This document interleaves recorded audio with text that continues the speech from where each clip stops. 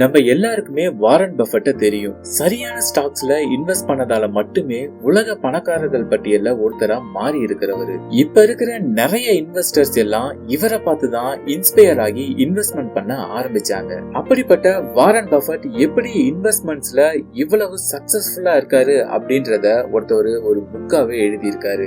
அந்த புக்கை பத்தி தான் இந்த வாரம் நான் உங்களோட ஷேர் பண்ணிக்க போறேன். வணக்கம், உங்க கூட பேசிட்டு இருக்கிறது நான் உங்கள் திரு. ஒவ்வொரு வாரமும் நான் படிக்கிற புக்ஸ்ல இருந்து எனக்கு பிடிச்ச விஷயங்களை ரொம்ப சிம்பிளா உங்க கூட ஷேர் பண்ணிக்கிட்டு வரேன். அந்த வரிசையில இன்னைக்கு நம்ம பார்க்க போற புக் தான் த வாரன் பஃபெட் வே. இந்த புக் எழுதின ஆத்தரோட பேரு ராபர்ட் ஜி ஹேக்ஸ்ட்ரோம். இந்த புக்ல என்ன சொல்லியிருக்காருன்னா, வாரன் பஃபெட் எப்படி ஸ்டாக்ஸ்ல இன்வெஸ்ட் பண்ணாரு, அவருடைய லாங் டேர்ம் இன்வெஸ்டிங்க்கு அவரு ஃபாலோ பண்ண பிரின்சிபல்ஸ்லாம் என்ன, தென் ரியல் லைஃப் கேஸ் ஸ்டடிஸ் என்ன, அது மட்டும் இல்லாம பிராக்டிகலா நிறைய டிப்ஸ் இந்த புக்ல சொல்லியிருக்காரு. முதல்ல நம்ம பார்க்க போறது the Buffett mindset, thinking like a investor. Warren Buffett இப்ப சேர்த்து வச்சிருக்க சொத்து எல்லாம் ஓவர் நைட்ல உருவானது கிடையாது. பல டிகேட்ஸா இன்வெஸ்ட்மெண்ட்ல டிசிப்ளினா இருந்ததால அவருக்கு கிடைச்ச ஒரு பரிசுன்னு தான் சொல்லணும். இத தெளிவா புரிஞ்சுக்கணும்னா ஒரு எக்ஸாம்பிள் உங்களுக்கு சொல்றேன். ஒருத்தவர் 1965ல 1 லட்சம் ரூபாய் பக்ஷே ஹாத்வே அப்படின்ற ஒரு ஸ்டாக்ல இன்வெஸ்ட் பண்ணிருந்தாங்கன்னா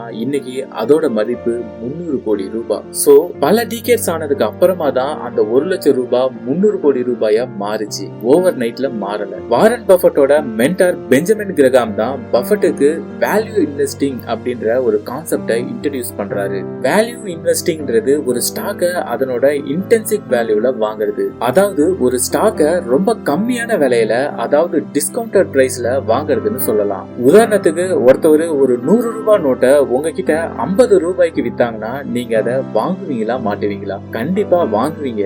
ஏன்னா அதோட உண்மையான மதிப்பு 100 ரூபாய். ஆனா உங்களுக்கு 50 ரூபாய்க்கு, அதாவது டிஸ்கவுண்டட் பிரைஸா உங்களுக்கு கிடைக்குது. இதத்தான் இன்டென்சிக் வேல்யூன்னு சொல்றாங்க. வாரன் பஃபெட் எப்பவுமே ஒரு ஸ்டாக்கை அதோட இன்டென்சிக் வேல்யூல இருந்து ரொம்ப கீழே போகும்போதுதான் வாங்குவாரு. அதத்தான் மார்ஜின் ஆஃப் சேஃப்டின்னு சொல்றாரு. ஒரு ஸ்டாக்கை அதோட இன்டென்சிக் வேல்யூல இருந்து ரொம்ப கம்மியான பிரைஸ்க்கு வாங்கணும்ன்றதுதான் வாரன் பஃபெட்டோட பிரின்சிபல். உதாரணத்துக்கு சொல்ல போனா வாஷிங்டன் போஸ்ட் அப்படின்ற ஸ்டாக் எல்லாம் இன்னைக்கு அவருக்கு பல பில்லியன் டாலர்ஸ் லாபத்தை கொடுத்திருக்கு. அடுத்ததான் வாரன் பஃபெட் ஃபாலோ பண்ற சில பவர்ஃபுல் ஸ்ட்ராட்டஜில ஒண்ணுதான் buy the business not stocks. ஒரு ஸ்டாக்கை வாங்குறதுக்கு முன்னாடி ஒரு ட்ரேடரா யோசிக்காம அந்த பிசினஸ் ஓனரா யோசிக்கணும்னு சொல்றாரு வாரன் பஃபெட். அண்ட் அவரும் அப்படிதான் நிறைய ஸ்டாக்ஸ வாங்கியிருக்காரு. உதாரணத்துக்கு அவரு ஆப்பிள் ஸ்டாக்ஸ வாங்கினதை சொல்லலாம். அவரு ஆப்பிள் ஸ்டாக்ஸ ஜஸ்ட் அது இன்க்ரீஸ் ஆகுதுன்றதுக்காக மட்டும் வாங்கல, லாங் டேர்ம்ல அது மார்க்கெட்டையே டாமினேட் பண்ணும் அப்படின்றத தெரிஞ்சுதான் அவரு வாங்கியிருக்காரு. அடுத்த principle invest in company with strong moat. மோடுன்றது என்னன்னா ஒரு காம்படிட்டிவ் அட்வான்டேஜ். இன்னும் தெளிவா சொல்லணும்னா எந்த கம்பெனிலாம் இன்னொரு கம்பெனியை ஈஸியா ரீப்ளேஸ் பண்ண முடியாதோ அந்த மாதிரியான கம்பெனில இன்வெஸ்ட் பண்றது பெட்டர்னு சொல்றாரு வாரன் பஃபெட். உதாரணத்துக்கு ஃபைசர் கம்பெனியை எடுத்துக்கிட்டீங்க அப்படின்னா அங்க அவங்க கண்டுபிடிச்ச அவங்களுடைய லைஃப் சேவிங் ட்ரக்ஸ் எல்லாத்துக்குமே பேட்டன் வாங்கி வச்சிருக்காங்க. அதனால அவங்களோட காம்படிட்டர்ஸ் எல்லாம் அந்த ட்ரக்கை காப்பி பண்ண முடியாது. இதைத்தான் காம்படிட்டிவ் அட்வான்டேஜ்னு சொல்லுவாங்க. அடுத்ததான் இந்த புக்ல சொல்லிருக்க இன்னொரு வாரன் பஃபெட் பிரின்சிபல் என்னன்னா look for honest and good management. Warren Buffett எப்பவுமே எத்திக்கலா கரெக்டா இருக்கிற நல்ல லீடர்ஸ் இருக்கிற ஒரு கம்பெனில தான் இன்வெஸ்ட் பண்றதுக்கு விரும்புவாரு. ப்ராப்பரா அக்கவுண்டிங் எதுவும் பண்ணாத கம்பெனிஸ் அது ப்ராஃபிட்ட கொடுத்தாலும் கூட வாரன் பஃபெட் அதுல இன்வெஸ்ட் பண்ண மாட்டாரு. அடுத்த principle buy at the right price. ஒரு நல்ல கம்பெனியா இருந்தாலும் தப்பான ஒரு பிரைஸ்ல நீங்க இன்வெஸ்ட் பண்ணும்போது அதுல நிறைய லாஸ் வர்றதுக்கு வாய்ப்பு அதிகமா இருக்கு. சோ நம்ம கம்பெனிஸ் ஆல்ரெடி முடிவு பண்ணி வச்சிட்டாலும் கரெக்டான பிரைஸ்ல வாங்குறதுக்காக நம்ம பொறுமையா காத்துக்கிட்டு இருக்கணும். 2008ல ஒரு மிகப்பெரிய பினான்சியல் கிரைசிஸ் வந்தப்போ எல்லாரும் பேனிக் ஆகி அவங்களோட ஸ்டாக்ஸ் எல்லாத்தையும் வித்துட்டு இருக்கும்போது வாரன் பஃபெட் மட்டும் சரியான கம்பெனில இன்வெஸ்ட் பண்ணிக்கிட்டே இருந்தாரு. அதோட விளைவாவே சீக்கிரமாவே அவருக்கு அவருடைய இன்வெஸ்ட்மெண்ட் பல மடங்கா திரும்ப கிடைச்சது. அடுத்ததான் இந்த புக்ல சொல்லியிருக்க ஒரு முக்கியமான விஷயம் வாரன் பஃபெட் மாதிரி எப்படி சரியான ஸ்டாக்ஸ் சூஸ் பண்றது. Number 1, understand the business. உங்களுக்கு தெரிஞ்ச இண்டஸ்ட்ரீஸ் தவிர வேற எதுலயுமே கான்சென்ட்ரேட் பண்ணாதீங்க. வைங்க. Number 2, consistent performance. எந்த கம்பெனிலாம் கன்சிஸ்டன்ட் ப்ராஃபிட்ஸ் எடுத்துட்டு இருக்காங்களோ அந்த கம்பெனில ஃபோக்கஸ் பண்ணணும். நம்பர் 3, நான் முன்னாடி சொன்ன மாதிரி காம்படிட்டிவ் மோட், ஈஸியா ரீப்ளேஸ் பண்ண முடியாத கம்பெனிஸ்ல இன்வெஸ்ட் பண்றது பெட்டர். அடுத்ததா லோ டெப்ட் லெவல். எந்த கம்பெனிலாம் அதிகமா கடன் வாங்கி அவங்களோட பிசினஸ் நடத்துறாங்களோ அந்த கம்பெனிஸ் எல்லாம் அவரு அவாய்ட் பண்ணிடுவாரு. அடுத்ததா ignore daily market noise.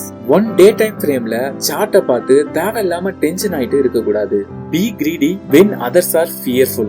Market crash ஆகும்போது எல்லாரும் பயந்து போய் வித்துட்டு இருக்கப்போ சரியான கம்பெனிஸை சூஸ் பண்ணி வாரன் பஃபெட் வாங்குற மாதிரி நம்மளும் வாங்கணும். கடைசியா பேஷன்ஸ் இஸ் கீ. நம்ம ஆரம்பத்திலேயே பார்த்தோம், வாரன் பஃபெட்டோட சொத்துக்கள் எல்லாம் ஓவர் நைட்ல உருவானது கிடையாது. பொறுமையா அவரு வெயிட் பண்ணதால தான் கிடைச்சது. அதனால இன்வெஸ்ட் பண்ணும்போது பொறுமைன்றது ரொம்பவே முக்கியம். அடுத்ததா இந்த புக்ல வாரன் பஃபெட்டோட கிரேட்டஸ்ட் இன்வெஸ்ட்மெண்ட்ஸ்லாம் என்னன்றத மென்ஷன் பண்ணிருக்காங்க.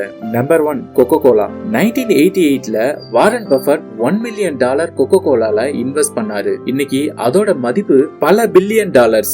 இதுல இருந்து நம்ம தெரிஞ்சுக்க வேண்டியது என்ன அப்படின்னா, நல்ல பிராண்டா கஸ்டமர் லாயல்ட்டி இருக்கிற பிராண்ட்ஸ்ல இன்வெஸ்ட் பண்ணும்போது அந்த இன்வெஸ்ட்மெண்ட் எப்பவுமே வேஸ்ட் ஆகாது. அடுத்ததா ஆப்பிள். ஆரம்பத்துல டெக் இண்டஸ்ட்ரீஸ் பத்தி தெரியாததுனால வாரன் பஃபெட் அங்க இன்வெஸ்ட் பண்றத விரும்பல. ஆனா ஸ்ட்ராங்கான ஃபவுண்டேஷனும் கஸ்டமர் லாயல்ட்டியும் ஆப்பிள் கம்பெனில இருக்கிறத பார்த்த வாரன் பஃபெட் $30 பில்லியன் ஆப்பிள்ல இன்வெஸ்ட் பண்ணாரு. இப்ப அதோட மதிப்பு $120 பில்லியன். அடுத்ததா பேங்க் ஆஃப் அமெரிக்கா. நான் முன்னாடியே சொன்ன மாதிரி 2008ல ஒரு பினான்சியல் கிரைசிஸ் வந்தது இல்லையா, அப்ப ஒரு $5 மில்லியன் பேங்க் ஆஃப் அமெரிக்காவுல இன்வெஸ்ட் பண்ணாரு. இப்ப அது $20 மில்லியன் இருக்கு. கடைசியா இந்த புக்ல how you can invest like a Warren Buffett அப்படின்றத பத்தி சொல்றாங்க. Step 1, start small but start now. நான் அதிக சம்பளம் வாங்கிட்டு தான் இன்வெஸ்ட் பண்ண போறேன் அப்படின்னு யாரும் வெயிட் பண்ணாம இப்பையில இருந்து இன்வெஸ்ட்மெண்ட் பண்ண ஸ்டார்ட் பண்ணணும். அது மாசம் மாசம் வெறும் $500 கூட இருக்கலாம். ஏன்னா காம்பவுண்டிங் பவரால வெறும் $500 கூட பல லட்சங்களா மாறும். அடுத்ததா சூஸ் பிசினஸ் யூ அண்டர்ஸ்டாண்ட். தெரியாத விஷயங்கள்ல இன்வெஸ்ட் பண்றத நம்ம அவாய்ட் பண்ணணும், இல்ல அதை தெரிஞ்சுக்க பார்க்கணும். உதாரணத்துக்கு ஒருத்தவருக்கு கிரிப்டோ பத்தி தெரியல அப்படின்னா அதுல இன்வெஸ்ட் பண்ண கூடாது. இல்ல நான் கிரிப்டோல உள்ள வாய்ப்பையும் யூட்டிலைஸ் பண்ண விரும்புறேன் அப்படின்னா கிரிப்டோ பத்தி தெரிஞ்சுக்கிட்டு நீங்க இன்வெஸ்ட் பண்ணலாம். அடுத்ததா திங்க் லாங் டைம். ஒரு இன்வெஸ்ட்மெண்ட் நீங்க ஒண்ணு பண்ண போறீங்க அப்படின்னா லாங் டேர்மா தான் யோசிக்கணுமே தவிர ஓவர் நைட்ல அது டபுள் ஆகும்னு எதிர்பார்க்க கூடாது. Buy when others are fearful.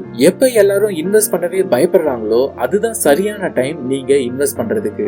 ஏன்னா அப்பதான் உங்களுக்கு எல்லா ஸ்டாக்ஸும் இன்டென்சிக் வேல்யூக்கு கீழே, அதாவது ரொம்ப டிஸ்கவுண்டட் பிரைஸ்ல கிடைக்கும். கடைசியா கீப் லேர்னிங். இன்வெஸ்ட்மெண்ட் நீங்க பண்ண போறீங்க அப்படின்னா நிறைய புக்ஸ் படிங்க, கம்பெனியோட ஆனுவல் ரிப்போர்ட் எடுத்து அனலைஸ் பண்ணுங்க. உங்க பினான்சியல் நாலேஜ எப்பவுமே இம்ப்ரூவ் பண்ணிக்கிட்டே இருங்க. இப்ப நம்ம பார்த்த விஷயங்கள் தான் வாரன் பஃபெட் இன்வெஸ்ட் பண்றதுக்கு முன்னாடி ஃபாலோ பண்ற பிரின்சிபல்ஸ்னு இந்த புக்கோட ஆத்தர் சொல்றாரு. இந்த பிரின்சிபல்ஸ நம்மளும் ஃபாலோ பண்ணோம் அப்படின்னா நம்மளாலையும் ஒரு சக்சஸ்ஃபுல்லான இன்வெஸ்டரா மாற முடியும். வாரன் பஃபெட்னால இந்த பிரின்சிபல்ஸ ஃபாலோ பண்ணி $6000 7 லட்சம் கோடியா மாத்தும் போது ஏன் நம்மளால அட்லீஸ்ட் ஒரு 7 கோடியா மாத்த முடியாது? அதனால எவ்வளவு கம்மியா இருந்தாலும் பரவாயில்ல, இன்னையில இருந்து உங்க இன்வெஸ்ட்மெண்ட் ஜர்னியை ஸ்டார்ட் பண்ணுங்க. சோ இந்த புக் சம்மரி உங்களுக்கு பிடிச்சிருக்கும்னு நம்புறேன். வேற என்னென்ன புக்கோட சம்மரி உங்களுக்கு வேணும்ன்றத கமெண்ட் செக்ஷன்ல சொல்லுங்க. அதுக்கு ஏத்த மாதிரியான புக் சம்மரி வீடியோஸ நான் போட ட்ரை பண்றேன். அடுத்த வாரம் வேற ஒரு புக் சம்மரியோட உங்களை சந்திக்கிறேன். அதுவரை உங்களிடமிருந்து விடைபெறுவது உங்கள் திரு. நன்றி, வணக்கம்.